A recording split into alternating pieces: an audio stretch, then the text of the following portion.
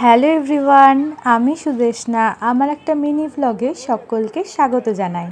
আশা করছি তোমরা সবাই খুব ভালো আছো, সুস্থ আছো, আর আমরাও খুব ভালো আছি। আজকে যে ভিডিওটা তোমাদের সাথে শেয়ার করব সেটাও বেশ অনেক দিন আগেকারই ভিডিও। এটা হচ্ছে আমাদের পাড়ায় যে গণেশ পুজোটা হয়েছিল সেই গণেশ পুজোর বিসর্জনের দিনের ভিডিও। আর এই বছর পুজোর শুরুর দিনেও ভীষণ বৃষ্টি হয়েছিল, আর বিসর্জনের দিনেও ভীষণ বৃষ্টি হচ্ছিল। এখানে গণেশ ঠাকুরকে নিয়ে প্রসেশনে বেরোনোর আগে এভাবেই একটা ট্রাক্টরে সাজানো হয়।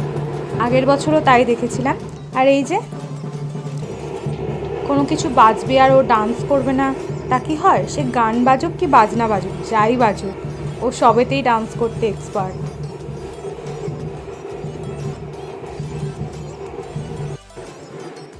আর ঠাকুর নিয়ে বেরোতে তখনও দেরি ছিল, সেই জন্য আমরা আমাদের গ্যারেজেই ওয়েট করছিলাম।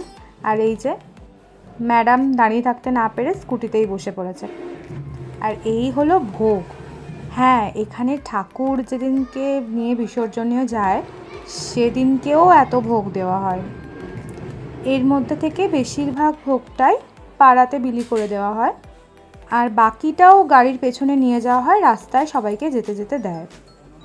বৃষ্টিটা প্রথমে একটু কমাতে ঠাকুরের সাথে সাথে আমরাও একটু বেরিয়েছিলাম ম্যাডামকে রেনকোট পরিয়ে, কিন্তু রাস্তায় বেরোনোর পরেই আরও জোরে বৃষ্টি নেমে যায়।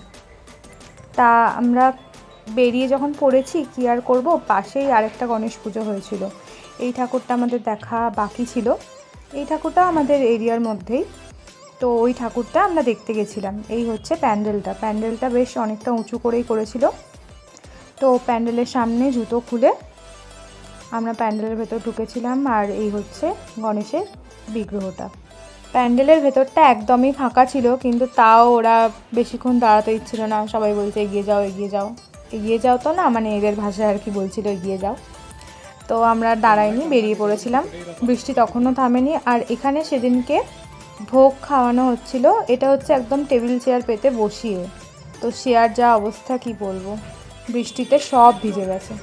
তার মধ্যেই সবাই ওয়েট করছিল ভোগ খাওয়ার জন্য।